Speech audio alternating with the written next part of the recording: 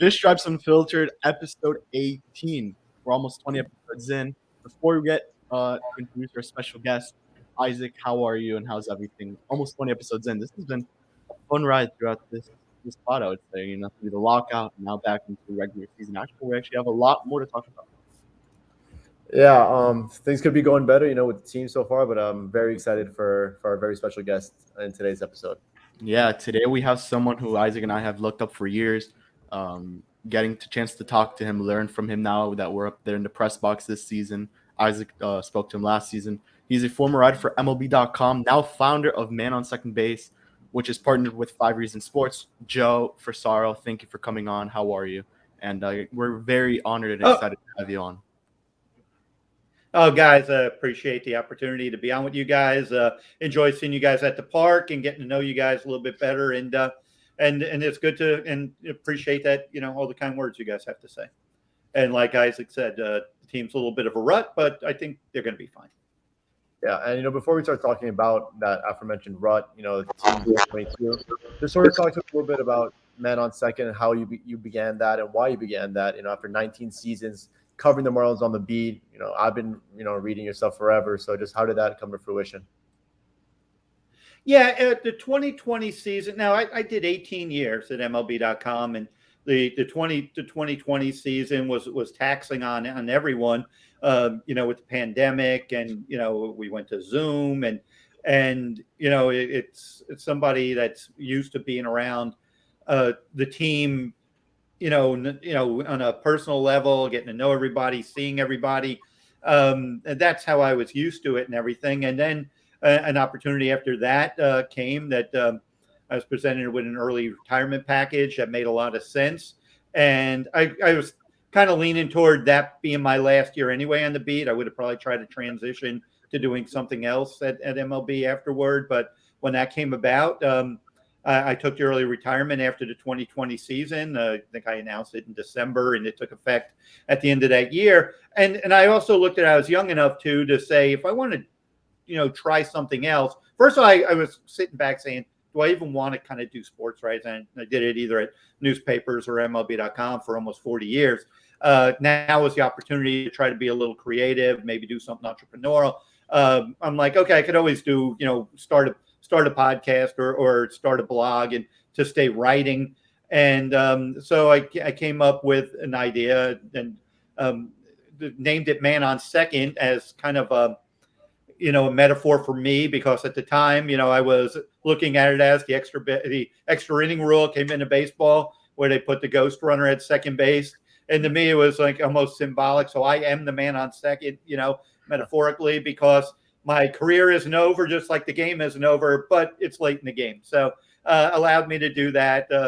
People seem to like the name. I kind of was funny because I was so identified as the MLB.com that almost immediately I'd scout friends and other people, hey, man on second, so it's kind of good. And we're growing it now. And with the podcasting, I'm also doing a little freelancing for the Palm Beach Post. A guy I used to many moons ago, I used to cover the Buccaneers in Tampa for the Tampa Tribune. And he's a sports editor in Palm Beach, and which is Gannett owned, and they own a good number of papers around the state, including Pensacola and Jacksonville. So I'm doing a weekly, like five takeaways, and pretty much anything I pitched has so far used. I pitched him the Gallon Jazz, showdown a few nights ago. I did a Logan Gilbert story, which the Lakeland paper picked up on. One thing I like to do at Man on Second is we have a lot of great baseball players from the state of Florida, and I like to magnify them. I shine a little more light on them. And then the other day, Pavin Smith, I know he stuck a dagger in the Marlin fans' heart with that 2-run homer, but he's from Jupiter. The kid grew up, like you guys probably did, going to Roger Dean Stadium watching spring training games. The guy was at the 2013 World Baseball Classic. He grew up like you guys probably, if you're not too young, watching Cabrera on the 03 team and those guys. So, Pavin is a worthwhile story, even though now he's with Arizona. So that's where Man on Second, I feel I'm filling the void where I could have a voice, not just on Marlins, but also telling the stories of baseball. I wanted to be more conversational and analytical in terms of analysis, not just breaking down numbers, which you guys do a great job of Fish Stripes on that. But there's stories behind a lot of these players, and I, in my own way, want to kind of help relay those stories. Yeah, and you've done an amazing job at doing, as you've mentioned to us right now. I mean, man on second base. I know you were with the Palm Beach Post when I went to spring training, and that was a great article. I read it myself. So great stuff from you, Joe. Let's move on to the Marlins now. Your thoughts on the season so far? They're currently standing at the moment of the recording with 12 wins, 13 losses. They're on a 5-game losing streak, if I'm correct. They just lost to the Padres last night 2-1. And it was a good game for Luzardo, besides those 2 bombs that he gave up to Manny Machado. But just your thoughts on this season so far, which actually has been pretty positive. Some positives, some negatives for sure. Yeah, when I try to, we get caught up in the moment of a game or a series or, a short segment of games, and we kind of try to define the year that way. And one thing I've learned in 20 years of doing, baseball like this level, it's like you got to let things play out, and the 6 months kind of defines it. And if you kind of were going to look and say what on May 6th, that the Marlins would be 1 game under 500, I go back to what was my preseason prediction. I thought they were a 78 to 80 win team. So just on the fringe of being, to keep in mind, they lost 95 last year. Yes, they've made upgrades, but they're kind of right there. So they are where they are. I don't think they're a 10-game over, like kind of run away with it, like the Mets are kind of built to do. The Braves, haven't caught fire yet, but they're kind of built to do. But I think they are playoff. I think they're a wild card caliber team, and you're going to have ups and downs. And I looked at some basic numbers. Sometimes I try to simplify things when I do an analysis of where the team is. And first and foremost, I believe their starting pitching will hold up and it will be fine. But keep this in mind, guys. In April, they had a 3.05. The starting pitcher's ERA was 3.05, and they had a winning April. The 4 losses in Miami before Luzardo's loss last night in San Diego, which he pitched masterfully, they had a 9.16 ERA, the starter ERA. They're certainly not that. They had a bad rut through. So I go down and I look, how are they going to, they're still to me a top 10 rotation in baseball. So they're going to pitch, in my opinion, in the upper third. Last year they hit in the bottom third. You can't pitch in the top third and hit in the bottom third and be a playoff team. So I'm like, where do they need to be hitting wise to be a legit fight for that 5th, 6th wild card type spot? I think they got to be at least middle. I think at least 15 and up. Obviously, if they could be top 10, that'd be great. But they got to be close enough. And right now, if you look at their batting average, which it's not a big thing, but it's 15th. Runs scored is tied for 20th. Keep in mind, last year they were either like 29th or 30th in runs. Home runs, they're 21. Last year they're at the bottom or 2 in homers. And their on-base percentage is in the top 10, actually, at 319. It's pretty good as a team. So I'm looking at it as these are encouraging signs that their offense, it's there. Yeah. If they could just be more consistent. Yes, they lost 5 straight, but what they all 5 one-run games, right? Yes. So there is a degree of some bad luck mixed in with a win or 2. Then they may be a game or 2 over instead of a game under as we're doing this podcast. So I think, and when you keep this in mind, the guys who are slumping the most are the 2 veteran guys you spent a lot of money on in Jorge Soler and obviously Algar Garcia. They're both hitting under 200. I didn't see that come in, that they're going to be at that level, but they're proven to be better than that. So I think once they pick it up, I'm a little concerned about Jesus Sanchez. And the reason why is I think a lot's falling on his plate. This kid, everyone was kind of thinking he's going to lead team homers. 30 homers are going to be easy. But, in the last 15 games, 47 ABs, 22 strikeouts. That's a little concerning because now teams have figured him out. The adjustments, you always hear that. And you guys, the more you follow the game, you'll see. And I try to look at things in 2-week periods. Look at the first of the month as one set of things and then the midpoint and see, because teams, that kind of tells you a little bit.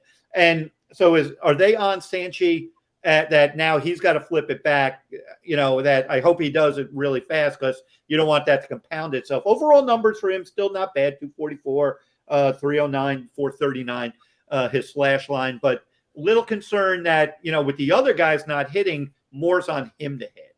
So that's where you need Garcia and Soler to and Cooper, those type of guys, Aggie, to kind of pave the way so Jazz doesn't have to carry you 6 months, and where Sanchi doesn't have to carry you as well, that they could be the complementary players allowed to flourish with more veterans around them. Yeah, not only that, you have the whole new learning curve of learning center field on top of Jesus Sanchez's plate, which and he's done fine out there. Yeah, I mean, there's some bad routes, but overall, he's made the plays he's supposed to make. Yeah, to me, I've been pleasantly surprised with Jesus Sanchez defensively for sure. Because there were some concerns him being in the corner outfields last year. He did have some sketchy plays, but he's looked great so far in center field, and a very tough center field to say the least. I'm going to segue over to just the rotation a little bit, like you mentioned. The last 5 games, all 5 losses, 1 turn through the rotation. This is a team that's built around the pitching, and when they struggle, when Sandy and Pablo and Trevor all struggle, it's not a surprise that they lose all those games. I want to get your thoughts on Trevor Rogers. Concerning start to the season. He did have a bad first start last season as well, but this has carried into 4 starts already.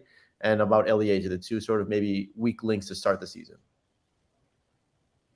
Yeah, we'll start with Trevor, because last year, if you picked up, there was something different about him in spring training. And I don't pay a ton of attention to spring training stats, but with a pitcher, you could see ball out of hand and just, the life of the pitch, the movement, the swings by the hitters in terms of, are they seeing it well? And the ball was just coming out of his hand differently. And I'm not talking just throwing 96 or whatever, because you could have 96 could be flat, the ball came out of his hand differently last year than this year. Now, what was different on the positive side, it wasn't as good.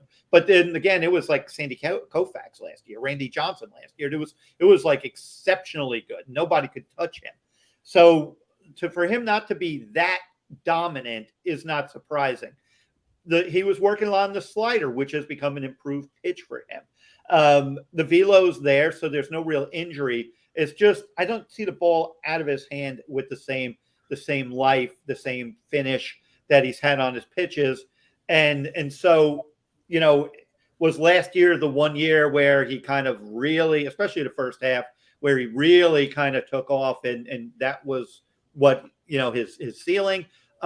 He's still plenty good, and there's still plenty of teams that would want him, and the Marlins included. But I'm just noticing life of pitches. It hasn't been the same pitcher. That said, who's to say 10 starts in, something clicks, and next thing you know, his arm's a little looser, the ball, he's got a little more feel for secondary pitches. I'm not really worried about him.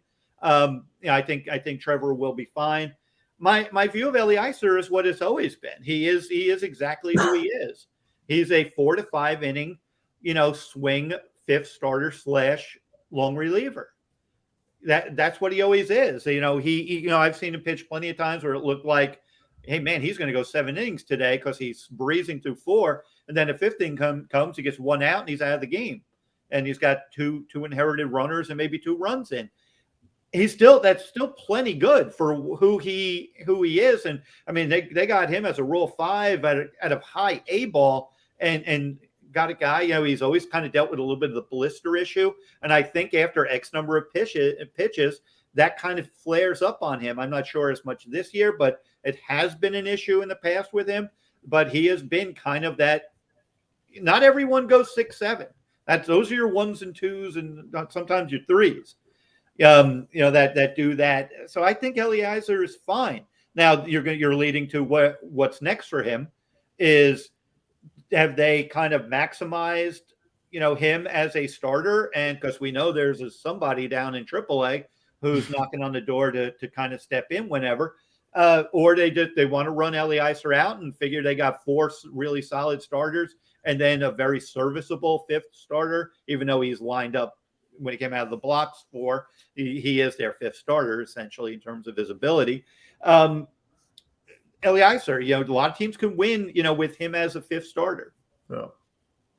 Yep, I'm with you. And you mentioned that guy knocking on the door at AAA. I assume you're not talking about Brian Hoeing. You're talking about, not yet, although I'm hearing good things about it. You're talking about 3rd overall pick, Max Meyer in the 2020 draft. This guy has been nothing short of dominant ever since he put on a professional uniform. I don't think there's anything left for him to prove. I was an advocate for him to make the team out of spring training in the bullpen or in the rotation, but preferably in that bullpen. Just get him facing some major league hitters. They said I'm not in AAA, probably the right move. But now, you have Elieser Hernandez, who's not pitching so well. that's the biggest controversy for this team so far, I would think. Where do you stand on when Max should be up? Have they waited too long, or should they do it now, or should they wait a little bit? I mean, they clearly have their plan, and development and minor league numbers are what they are. I think they would like to see a little bit more of the third pitch, meaning the changeup. The fastball command has been there. We know the slider is his best pitch, and the changeup, he's not a starter unless you have three pitches. No one's you have to have three at least average pitches to be a dependable rotation piece. And I think that's part of it. But on top of that, I'm with you, Isaac. I thought he could have made a case to be in the opening day, not necessarily just on the roster, however they wanted to do it. And I thought that made sense in a lot of ways, because this year, the new CBA has removed the whole worrying about service time manipulation. I was taken off the board. So you knew that Flora was on the IL. You could have, in my opinion, put him back there. I'm in the same camp with Edward Cabrera on this too. The only thing with Edward is the just health right now, making sure that arm's fine. But I look at both of them the same way. If you feel you need, pitching's their strength. And that's what's going to close the gap and make you a playoff team, is your pitching. This was the year to kind of do that, take a guy immediately in, not worry about service time manipulation or anything, and get Max here, whether they want him to be in the rotation or the bullpen. They've gone this far, so the rotation seems to be it. I brought it up on other podcasts about Julio Rodriguez of the Mariners, right? He's 21. He was like number 3, I think Pipeline's number 3 overall prospect. We saw him in his first major league homer the other day off Sandy at our place. And he's up. Grayson Rodriguez is, regarded generally as the best pitching prospect in baseball. The Orioles are very close to bringing him up. I think right now, I think you're seeing these teams that think they have a chance are turning to their kids, their top prospects right away and getting them up here. So in that regard, the Marlins they kind of puzzle me a little bit with some of their process, because they could always make a reason, and I give them the benefit of the doubt. They know the players in there where they are in that day much better than we do. But they put the training wheels on Jazz, hit him 9th to come out because they say he's not ready. They entrust Sanchi, and then put him there. They say they're never going to pinch hit for Garcia and Soler, and and they're struggling. And then after 10 days or 8 days, whatever it was, Jazz was leading off, and and then it's like they go with 13 pitchers instead of 14, when to me that was the obvious call. It would have meant De La Cruz gets sent down on Monday or whenever May 1st was, to when the rosters were allowed to, when the roster shrunk, but MLB gave you one more month to add an arm. I think they got a little cavalier, thinking, oh, we don't need an extra pitcher. Our starters are going to go deep. And then immediately all their four starters all don't go deep. The bullpen's exhausted. Because I'm looking, if you're thinking of playoffs, you got to preserve these guys now. And I would have even been a little creative with Max. If you thought Max wasn't even fully built up, which he was because the minor leaguers were in town a month. That's when I saw Isaac for the first time back in February. Yeah. If you wanted to piggyback those guys, let's say you wanted Max 3 innings and Elieser 3 and make almost like a bullpen thing, you could do creative things in the first month as guys kind of get acclimated, just things to help you win. Because I'm at this point. Look, I'm not saying bring Yuri Perez up because he's probably one of their top 5 arms, but one of your 5 best arms is not big league ready, is not on your roster right now. Right. And meanwhile, the Mets are 5.5 ahead of you. So how much distance do you want them to get? And you know what? If you fall out of it and you have to, temper innings later in the year with these guys, you can rein them in then. But you get Meyer involved right now with meaningful games to try to get you involved. Whether it's, like I said, an opener, a regular, let him go 6-7 innings if you can do it in the big leagues.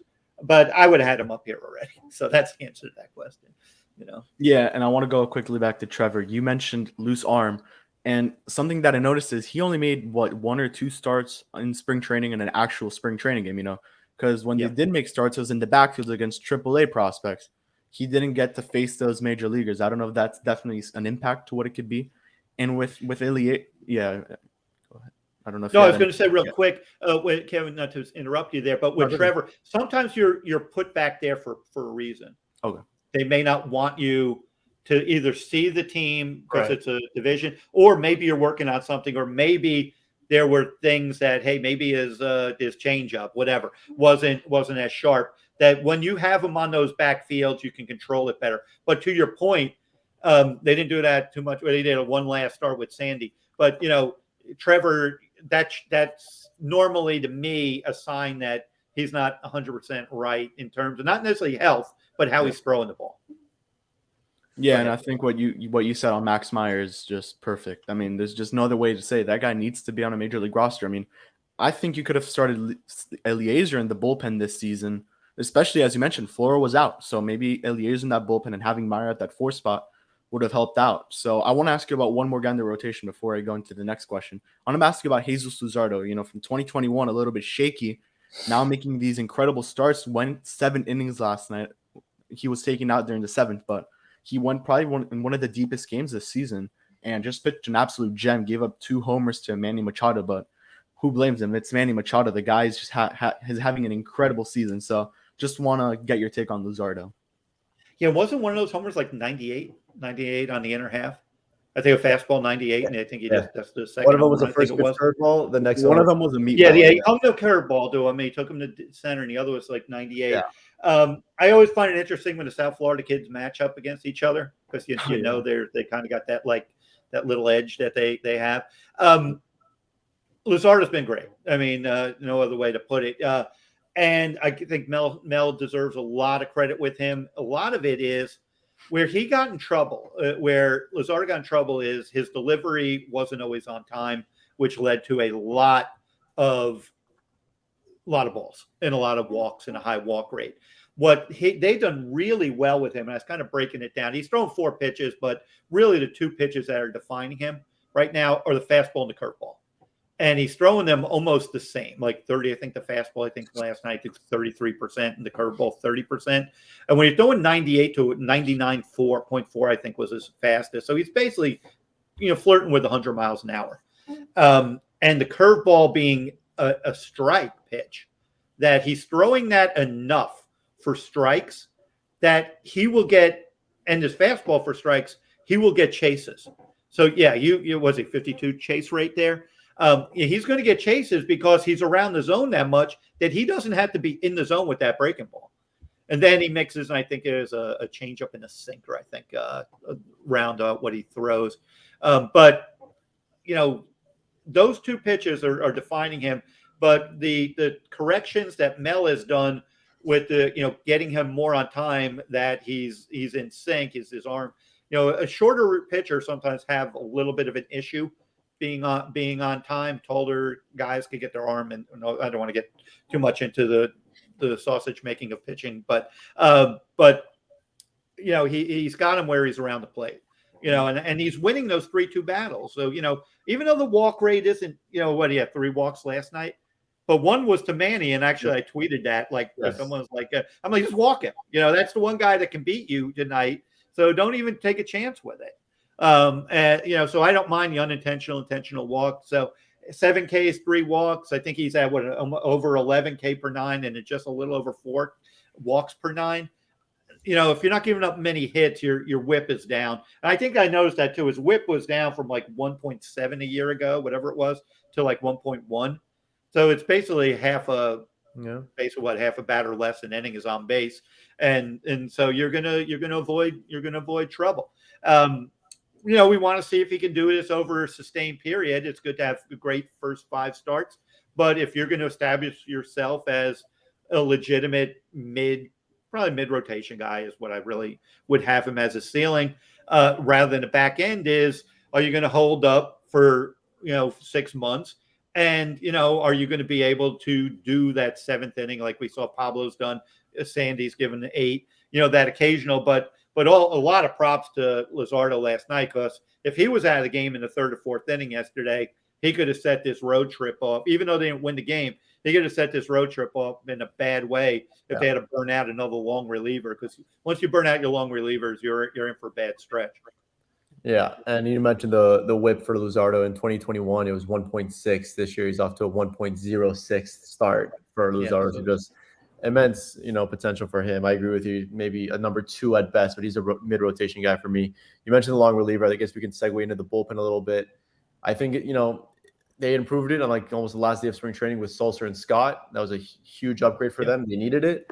But obviously the 9th inning has continued to be an issue for a long time, ever since, I think Brandon Kinsler was the last time they had a legitimate guy out there. But what do you do? How do you fix that hole? Well, Floro coming back would help. If you're not going to make Meyer it, right. If that's not your closer, and I'm talking more second half, not just bring Max up and make him be a big league closer to debut. You're going to have to go with Bender, Sulser, and Floro, and you're probably going to have to do matchups. And they didn't address. They put their allocated their financial resources on 2 outfielders. And then they did actually sign Richard Blyer for $6 million, and they re-upped Mickey. So that's where they allocated their dollars. And by the time I'm one of those. Okay, let's say you have a $80 million budget or $100 million budget. If you don't get the players you want, you just don't spend the $100 million on and just throw stupid money at you could spend $200 million if you want to give guys worth $5 million, $10 million, just to say you spent the money. By the time they got in the reliever market, it was too late. The relievers already off the board, and which put them in that point where they had to trade for it. And so they boxed themselves in. I'm not quitting on Bender just yet, and I'll tell you why. Because I think he's still, metrically, even he'll say it, he's their nastiest reliever. I mean, in terms of his slider and his fastball, probably grade out the best. Now, I thought JP made a great point on the 2-run homer to Pavin Smith the other day. He noted that with left-handed hitters like that or whatever, you don't want to throw that pitch in. You don't want to throw it to the one spot where they could get you and have their best chance of hitting it out. I think that type of stuff is where Bender needs to learn, where he's got to learn to execute the pitch and know where to go not to be beaten. Because a single at that point in the game doesn't beat you. The 2-run homer beats you. Right. Actually, you got to look and see who, I know he gave up a hit already, but he, you don't necessarily, if he gets a hit, even if he gets a hit and it's first and third with 1 out, you still can get out of that. You get a strikeout or a double play ground ball. It's a lot easier, but you're not pitching into the wheelhouse of the hitter. So I want to give Bender more opportunity, but and then Sulser seems probably a little more dependable, but you're going to need at least 2 if you're going to be a playoff team, because you're hopefully winning 4 to 5 in a row, and your closer can't just go every night. So you're going to need that second one. I really think that to address the bullpen, and Donnie, when I asked him the other day about when Floro gets back, he's like, he won't just come in and be closer right away, but Dylan's he's pitching a postseason. He knows. Right. I think even pitching a World Series. Yes. He knows what the pressure is. So after that, I might I don't know, is Edward Cabrera the closer? Is Max Meyer a closer? I mean, you've got inventory in your minor leagues that if you wanted to kind of utilize these players in certain ways, I think you could address your closer within, unless you move either Aggie or Coop to make room for Lewin and try to get a reliever in the middle of the year. These are potential moves that you can make, but I think they've been committed to keeping their veteran hitters and trying to see how that goes as long as they're in it. So you could always make a trade for a closer or someone who can handle high leverage that you could put in the closer spot. But I would explore, if nothing else, at least the 2 options I mentioned. And there's probably somebody else that in the minor leagues I'm just not thinking about that could give help in the pen if they wanted it. Yeah, when it comes to Bender, I think his struggles post sticky stuff, takedown in the middle of last year, he's been okay, as we mentioned on Fish Stripes Live last night as well. And I think with him, that you mentioned that breaking ball to the wheelhouse of left-handed batters, he has not been able to command that pitch whatsoever all year long. If you remember the Washington series, Yep. that Yadiel got him. He left it. Even he left a breaking ball to Lucius Fox. If Lucius Fox was good, that ball's over the fence, or with no win, he's hitting the ball out. Mhm. Michael Franco, he left one right. I know he's a right-handed batter. He left a breaking ball right in his wheelhouse as well. So I think it'd be very risky if Miami were to give him another opportunity in the ninth inning. And then regarding the two guys you mentioned, I would give Edward Cabrera the higher floor of making him in the rotation just because he has so many more pitches. I would say, Yes. I think definitely Edward Cabrera, I don't think they would want – I hope they don't experiment with him. Max Meyer would be the real intriguing option to see how he would fare as a Josh Hader type guy who could go multiple innings and just strike everybody out. I think that would be a guy who I would try it on opening day. They're in a much better situation now if he's on the opening day bullpen, which is frustrating. Yeah. And those are good points. Kevin, what do you have on that? No, go ahead, Joe. No, I was saying with Bender, and you make all valid points, and trust me, I'm not saying just roll him out there no matter what.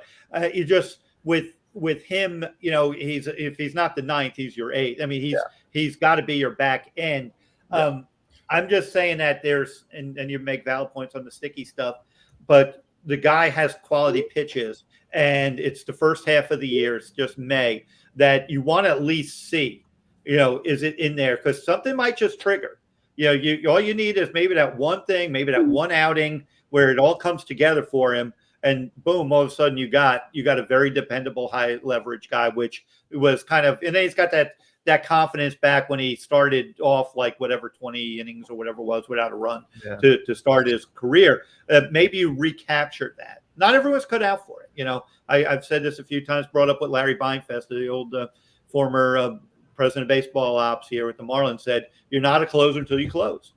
Yeah. We could talk about it now, but who knows? Maybe the moment to get to Max, until you do it, you don't know. But I don't think it would. But you want to you put him out there and you give him a little bit of a leash, and I think that's where the 7-game win streak helped them, even though they've lost 5 in a row and they're 1 under. It bought them some time. They're not 10 under. Where now, oh my gosh, how are we going to get back in? You don't want to slip too far under, but you still are in a pretty decent spot to allow your players to to figure it out. But it was interesting what you said about Meyer and Hader, because that could be if you need him the 8th or 9th inning, maybe he doesn't pitch next night, but let's say you need 6 outs against the Braves or against the Mets, and you want him to navigate through Lindor, Alonso, Marte, whatever the order is, the top, maybe go Nimmo on down, and then worry about the next night. And you like your matchups there. You take those 2 innings or those 4 outs, whatever he ends up you need to get. But I think he's a different type of weapon for him. Yeah, and I guess with Eddie, the only reason I would give him a little bit more leverage when it comes to him being a starter is because he did it last season. It wasn't the best outing, but he did it. He got the experience. And something I found very interesting is, I know you saw this, Isaac. I don't know if you saw it, Joe, but on Baseball America, I think it was like a prediction on 2025. They had him as a closer, which I found very intriguing. And that's just something very weird at the same time. I guess things were different during that time when they made that list, because they even had Cooper at DH from 2025. But that Meyer Hader comp would be very nice. If we could get Meyer in that bullpen, if they could get Meyer in the bullpen, I mean, that would be very cool. Especially you put him as a closer. You have a guy who is a shutdown closer, who has starting experience, who could get through the lineup multiple times, and all he has to do is get 3 outs. I think that will definitely help the Marlins, especially when you said, Joe, this team's going to be winning games, 4 to 5 games in a row. They're going to need more than one closer. And I want to ask, before we go into some other things I wanted to get to here, why not Cole Sulser? Why have they maybe tried out Tanner Scott at that closer's role before maybe a Cole Sulser who did it last season in such a hitter-friendly ballpark like Camden Yards? Well, this year's not a city friendly in Camden Yards. It's not. But I think it's the velocity and the he's the upper 90s and the lefty. So I think I could see Scott against, maybe like the Phillies, if you wanted to match him with, Schwarber, Harper, if you wanted to let's say a ninth inning arose there. But I have no problem with Sulser doing it. I just don't know whether he's, I don't know if I'd just anoint him no matter what. I'm sure they're looking at matchups. He might be a little more. I'm just saying because I haven't completely broken him down. Maybe he's a little more of a ground ball guy. Maybe a swing and miss pitch is a little more of a slider. That type of thing. I imagine that's matchups, and I'll give the benefit of the doubt that they're at least getting the right matchups. The results may not always fall into place, but Scott, from what I heard, actually from the time the trade was made, there are nights you would think he is Josh Hader. And on other nights, he's throwing the ball to the backstop, and I think we've seen both happen. And so that's my only concern with Scott is just where's the delivery going to be? Is this the night he's on or off? And the last thing managers and pitching coaches want is uncertainty in the you kind of want to have a general feel. What am I getting tonight? And not such a dramatic extreme. Right. Yeah, I asked you because Sulser has been coming in, especially in that Arizona series. He came in the 8th inning, 2 out of the 3 games, and he dominated. I think he shut out the side in the 3rd game, and then the 2nd game, he almost did the same thing. But the last guy I wanted to ask before we go on to Miguel Rojas, I wanted to get into him a little bit, is about Anthony Bass. I mean, one of the guys who's probably been one of the biggest improvements from 2021 to 2022. What have been your thoughts on him? I guess he's really adapted to that role, being the 6th inning, 7th inning guy, which is amazing. I don't think he should be a closer anytime soon because I don't want to risk it. But, just what an improvement he's made from 21 to 22. Kevin, if you cover this sport long enough or see it be around it long enough, pitch relievers are so unpredictable. And a lot of times it's like, if you have a great year, anticipate a down year. If you had the down year, anticipate you can have the same guy over 3 years could be up, down, up. And so part of that, I think, is some of it has to deal with usage. Like you could be used so much in the year you were hot that you wear down the next year. You might have dealing with a little fatigue or something, and your numbers go down. And then now you're out of the managers don't trust you in those situations. So you threw 40 innings a year instead of 70 to 80. Now the next year, you kind of refound your groove. One pitch comes back. The thing that you need to know about Anthony Bass is he's been around forever. He's more than just a survivor. He's an established big league reliever that I'm not totally shocked he'd have a bounce back caliber year, especially after a down year. That's just kind of their nature. It's like you buy low, you sell high. That's why I'm not really big on signing, free agent relievers to a lot of money. Like it's really risky because you're not necessarily getting what you think you pay for, because they are that hot and cold. I think if you noticed, again, some of the executives I've covered for many years would always say that the biggest headaches they have is building a bullpen because they never really know how to do it. Because once you think you do, you find out you don't. The Braves seem to have a really good system of getting different looks. I know the Marlins have gone that way. My general feeling on bullpen is kind of almost like starters now. Obviously, you need 2 pitches. Starter, you need 3. But a reliever 2. And I want guys who strike guys out. You need, you need strikeout pitchers. So that's my not, when I go for who do they have last couple of years, or even Brandon Kinsler, that was a shortened year, but he wasn't a big heavy strikeout guy. And I think when Saris was on doing from the Athletic, he did the stat Saturday 2 weeks ago on the Bally Sports Florida. They brought him in as a guest, and he mentioned, I thought something that really resonated with me is like league average BABIP is 300. So think about it. If you're a closer and you don't average at least 1.5 to 2 strikeouts an inning, the ball's being, and if you don't strike out a guy an inning, then you're 3 balls in play. Pretty much one of those 3 is a hit, and maybe 2 of them are. Next thing you know, you're in trouble. You don't know where the ball's going when based on BABIP. So I rather remove that, and again, that's why I'm like, you know what, Max Meyer can I know that slider is going to strike out big leaguers. You know, that's there. So I got probably, you know, when Craig Kimbrell was with the Braves dominating, he was averaging 2 strikeouts an inning. Yeah. So basically, two guys are struck out and the other out. It's going to be hard to get 3 hits and get a run off me with balls in play that I'm not going to probably get my 3rd out before I give up the tying run or blow the lead. Yeah, and the relievers, they can be as fickle as the weather in Miami, so it's tough. And you mentioned like signing big-time free agent relievers, even trading for them can be problematic. You see Fernando Rodney, you see Craig Kimbrell as of last year, great with the Cubs, goes to the White Sox, ERA over 5. So it's really tough to build a major league bullpen. There's a lot of mileage on those arms. Yeah, exactly. And one guy we do want to talk about is the captain, Miguel Rojas. I don't know where you fall on that. I'm under the impression, I think Kevin agrees, that, you know, his days of starting every single day. I don't know if he does that on a playoff contending team, on a division winning team. I don't know your thoughts. I think that if they're going to start him, I think it should be against lefties only. I know he will give you a good at bat. He will always do that. He'll give you gold glove defense at short, but it's starting to become a little bit of a liability against right-handed pitchers. And my view is, hey, if they're going to play the numbers with Jazz and Jesus and sit them, why not sit him? That's a real interesting point because I think Brian Anderson should be playing more. I agree. And Joey Wendell should be playing more. You know what I mean? So this is where I know, like you guys are big Dela Cruz, you know, fans, but you know, it's like you can't just have too many. You can't have too many players. You know, it's coming at the expense of.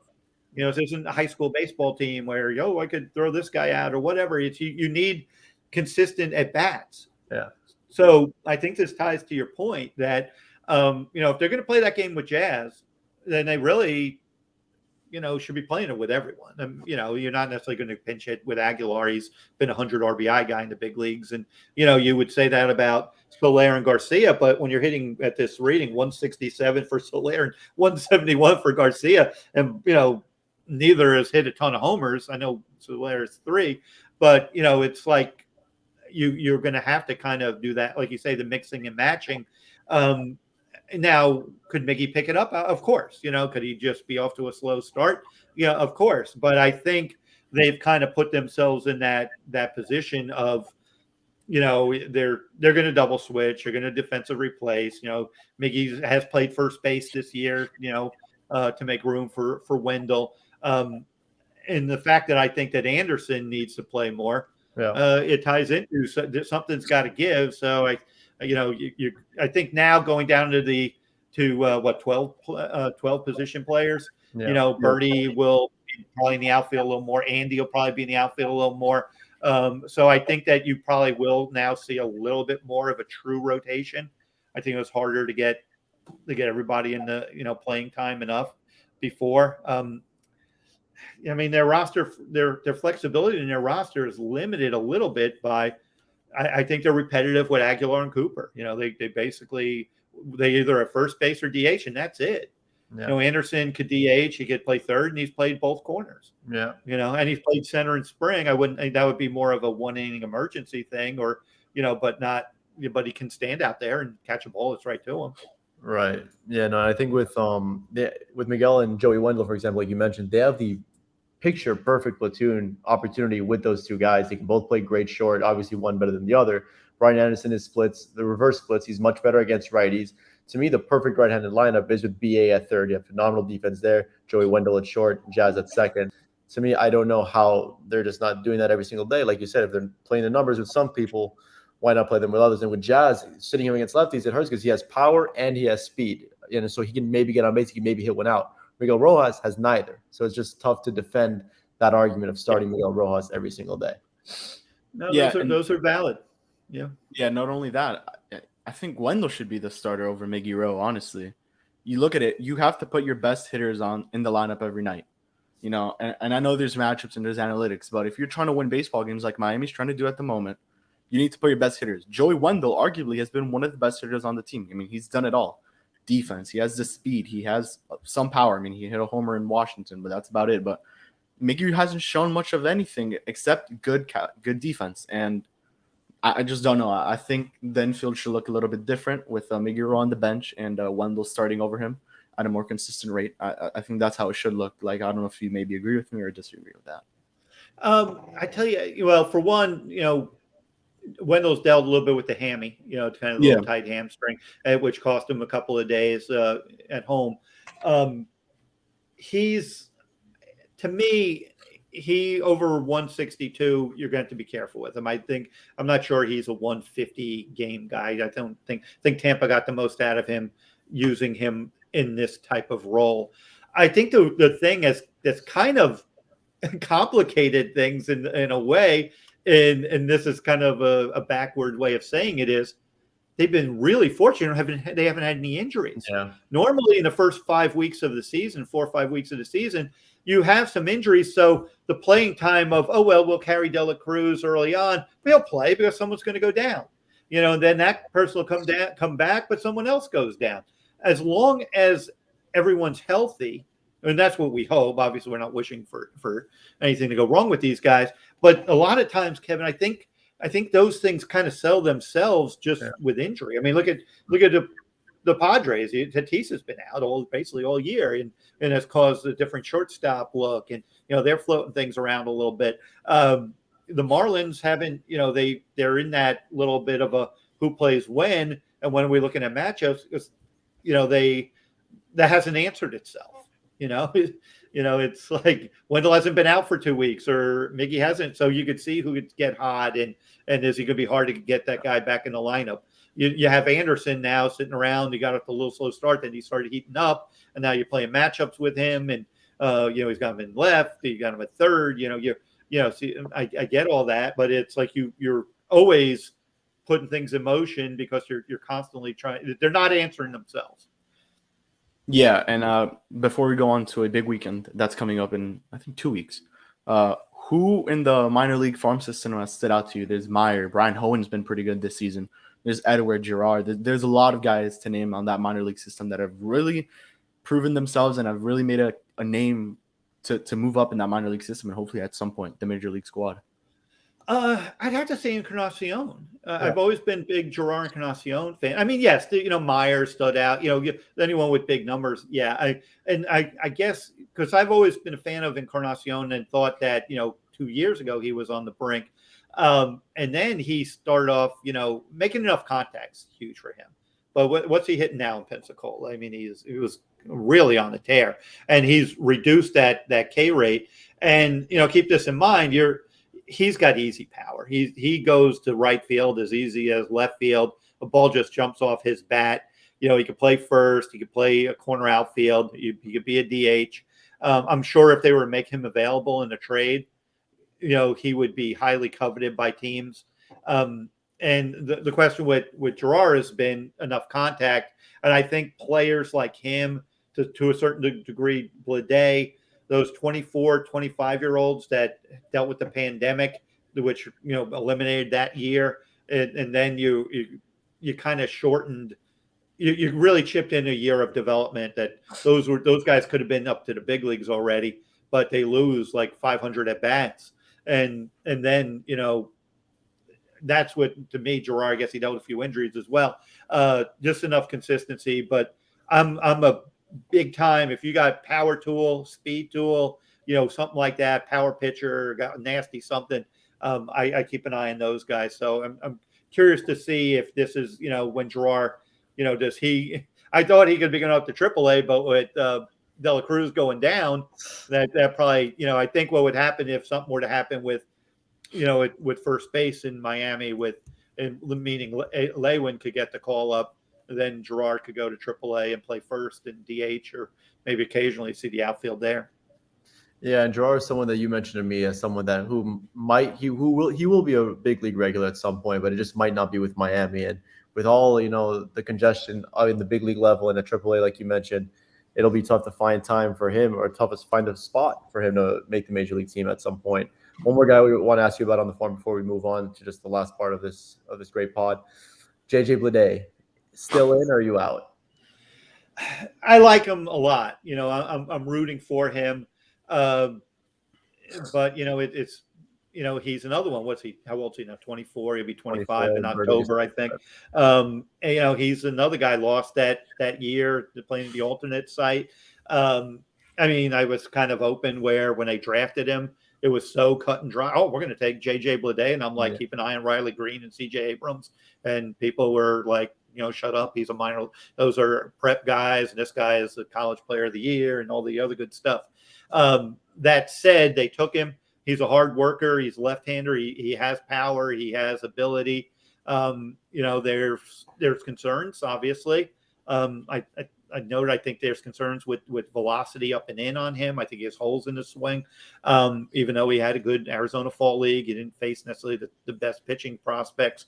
But you deal with what you have to deal with. He took some of the wrinkles he was having in his approach. He ironed them out. And I just think, if he's trying to perform to expectation, I hope he just stays J.J. Bleday, doesn't get caught up too much in that, because I've seen players, I think Isan Diaz try to live up to a reputation, and it ended up crushing him here. Let Bleday just play it out. But, it's not a guarantee he's going to be. I think he's a big leaguer, but how good of a big leaguer? It's because I think Riley Green's going to be a really special big leaguer. Yeah, I got to give you credit where credit is due. I remember reading your tweets, reading your articles about that draft, the 2019 draft. I was all over Riley Green as well. I wasn't as high on C.J. Abrams as you were, but I did really want Riley Green. And then the 2018 draft, you were like Tristan Casas, man. He was right there. And it was right there. Look, they have their rationale, and their amateur side does a remarkable job. I mean, they got Meyer. They get great players. I just don't know whether they exhaust. I just don't know if they just locked in so quickly on Bleday at the expense of Riley Green and C.J. Abrams. And I just think, do your due diligence. Obviously you got to see if you sign him, you see the fit. But I don't like the logic. Oh, he's a high school guy, and Connor Scott was a high school guy. So therefore, I'm a believer. If you could get, you get a superstar player at 18, 19 years old, all in on Kahil Watson. I know he's had some ups and downs, but you gotta get the best player. And if you think that's the best player, so be it. Live with your conviction, but don't say the best player because he's closer to the big leagues. I next time someone tells me that closer to big leagues, I may just blow up on the field against somebody. But I try to reserve my temper in that regard. But because both those guys. Abrams obviously has reached the big leagues, and Green makes the open day lineup if he doesn't foul a ball off his foot, literally like in the last spring training game. And then in that same at bat, he hit a triple. He ran and hit a triple and ran out a triple on a broken foot. And from what I understand, Miguel Cabrera loves him and thinks he's going to be a superstar. So you just have to do your due diligence and don't miss somebody because you locked in on somebody a little too early. Yeah, I think when they saw him, Jeter, Posada, when they all saw him go 5 for 5 in that SEC game, Vanderbilt. Yeah, that's not how you evaluate. Yeah, you don't got to tell me that. That's not how you evaluate. You don't have to tell me, especially with that middle. And then Adley Rutschman, obviously, he's reporting that he's getting called up. He will be making his debut either tonight. Witt's already up here. Vaughn's already up. Yep. It's looking worse and worse every day. But anyway, to go from sort of a sour topic to something more favorable, Joe, you were doing this for 18 years for MLB.com, 19 seasons. Share with us, with the listeners, your favorite moment, your most memorable, whether it was Roy Halladay's perfect game. 03 World Series. 03 World Series. Yeah. No doubt. That was a magical year. It was my second year on the beat. I started in 02. I think that team won like 80 games, 79 or 80 games. So they just were a little under 500. Before that, just background, I used to work at the Tampa Tribune. I covered the NFL. I covered like 8 Super Bowls. I was on the Bucks. And then in my second year on the beat, covering a World Series team was just really probably my journalistic highlight in like almost 40 years at newspapers and the internet at MLB.com is, with hands down. That to see that team from, it was also the first year they had spring training in Jupiter. When I started in 02, it was the last year they had Jupiter up in Vieira, up in Melbourne area. And then going to Jupiter and just seeing it. I remember I think it was Beckett pitched game 1 of spring training game, and everyone was like kind of laughing about how bad the Marlins are going to be. And I'm just like, it was, like I said, my second year in a beat. And I'm just thinking, this is like day 1 of the story of the 2003 season. That's how I always approach every year. It's like, I'm writing a story. This is the first day. This is the page 1 of the story. And then the storyline continues on. And boy, to see how that turned into this a remarkable year, to go to, firing Jeff Torborg, to go into 10 under with Jack McKeon at 71, who at the time I had no idea was going to be probably my most influential person I've met in baseball, the one who's influenced my thinking and how I see the game, just the years I spend talking with Jack and getting his perspective. And then obviously seeing a young Josh Beckett, a young Dontrell Willis, and Miguel Cabrera, and all the pros like Lowell and Juan Pierre and Louie and Gonzo and Conine, and just a special team. And Pudge coming on board and having that 1 year with him, and just seeing how they put it together. And I remember early in the year we were in New York, and I was wearing I worked out at the gym in the hotel, and I had like a Marlins shirt on, and some guy in the elevator made a real a Marlins in the New Yorker in the elevator, just laughing. And I said something like, they're not bad or whatever. He just smirked. And after being at Yankee Stadium, seeing them close out the Yankees, I was thinking, I wonder what that guy's thinking right now, because I guess he didn't see that coming. So it was kind of fun to just see that magical ride that the Marlins did. And then, I've covered 8 or 10 Super Bowls, but that World Series, when you actually know the players, to be that embedded, then it's just to see their journey, the biggest thrill I've had in my entire journalistic career. Yeah, that makes perfect sense. Wow, just that's got to be the epitome of what you look for when you get into this industry. That sort of segues to my last question for you. Just any advice you have for someone young like Kevin, or someone that's finishing up college like myself, or anyone listening that wants to get into the journalist industry, what would you recommend? Would you recommend it? I know it's changed, like you and I spoke about in the press box the other day. It's just not what it is, what it used to be. I'm sorry. So just whatever advice you want to share. Yeah, I think listen, not just think you have the answers before listening. I think being a good listener. 2, just ask a lot of questions. Don't take everything at face value. And if you hear something, a point of view, you can hear my point of view. Say, hey, Joe makes a good point of view. You go find a conflicting point of view and say, hey, that's an interesting, and then try to form your own basis. But I would also advise anyone wanting to do this, because it used to be a little bit more storytelling, the reporting end of stuff. I would say have some sort of real expertise in whether it's a business or whatever. I think I give Mike Petriello at MLB.com, a guy I have a lot of respect for, a lot of credit, because he kind of found a role. He's more of a data person who could communicate data very effectively. Much better than I could ever have done, because I didn't have that mindset. Maybe I could write it better, something, but have an expertise. I think it's also important to not just get so married to the numbers. I think a lot of the Moneyball people that grew up with that and put a lot of value in analytics, and I do too, but recognize that there is an evaluation development end, that because the data, and I think Isaac responded to one of my tweets, because I said the data says what you did. It doesn't. Talent says what you can do. Yeah. If you want to look at Jazz and if you believe Jazz is, a can't hit lefties no matter what, then never let him hit against a lefty. And I will be telling you that would be a tremendous mistake. Yeah. Because a guy with that much talent, that bat speed, that approach, that inner desire, the guy who can hit velocity, should get opportunity. So you try to get an eye for some sort of evaluation. And if you can't pick it up by what you can see, talk to those who can and say, hey, is that real? Is that, is there hope there? How did that look? But ask a lot of questions. And I think that you kind of develop your own personality into it. I'm hearing a lot of younger people when I'm listening to a lot of these telecasts. That's classic. For those who are watching, I'm sorry, Joe, for those who are watching, the 10-year challenge with the GOAT 10 years ago, Joe Frisaro and I, versus that must have been one of the minor league camps in Jupiter. Great. That's a great one. I'm going to print that one out and put it on my wall. Yeah, I love the glasses. Those are awesome. Yeah, I pulled them off. I didn't get a lot of girls in middle school. In case no, I'm sure you did. Yeah. But yeah, just have a passion too. Whatever, if anything, to anyone.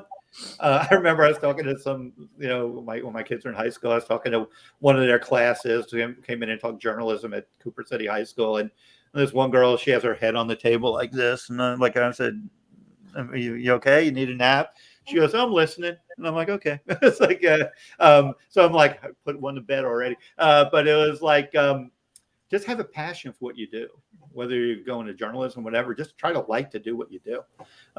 Because I think you become a better employee and be a happier person if you have a passion for it, whether it's baseball writing or talking baseball, but talk to as many people, get as many points of view and learn. Because I remember Jack McKeon one time telling me that he learned something from like a grounds crew person. Like he was, at one place, he didn't mind getting feedback from anybody. Journalists would give him, suggestions. He'd maybe incorporate it if it made sense. And he said at one time a grounds crew mentioned, "Hey Jack, over here in left field, this thing kind of, what do you think about this?" And it kind of, that guy bringing that to his attention brought up a grounds crew issue, because there was like something that was like literally in the field of play. And what if the ball hit that during the game? It would have created an awkward, a grounds crew issue. But if that grounds crew person, if Jack wasn't talking to him about that moment, and this was years ago, now everything is, watched so much closely. But, there were times when not a lot of thought went into, what is build left field. If the tree was on the field, who cared? So that type of stuff you could always learn by talking to people at the stadium and those around the game the most too. Yeah, and I think that's a perfect way to end it. Joe, if you have anything else to tell the people, thank you for coming on. It was an honor, and it was a great pod. I mean, we got to talk about so much topics, so thank you for coming on. If you have anything else to tell the people. No, I appreciate you guys having me on. I admire both of you guys. It's great meeting you and getting to know you guys this year and enjoying your work. And yeah, I'm at Man on Second, Man on 2ND. If you want to follow me on Twitter, the podcast stream there, as well as the 5 Reasons Sports YouTube. We do a couple of Man on Second podcasts. I'm doing a prospect podcast every week with David Hernandez. That's part of it's kind of a joint Man on Second.